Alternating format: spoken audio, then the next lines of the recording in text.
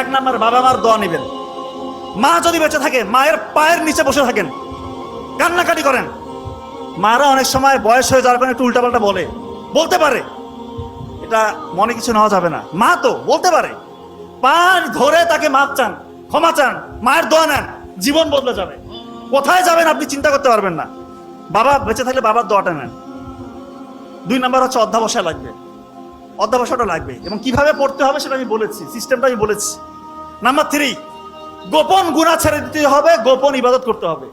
গোপন গুনায় যারা লিপ্ত, স্যার আমার মধ্যে ওই চিন্তাটাই আসতেছে না স্যার, আমি যে বিয়ে করবো ওই মানে ওই টাকাটা আমার মধ্যে নাই, ওই আগ্রহটা আমি হারিয়ে ফেলেছি স্যার, আমি এরকম ছিলাম না।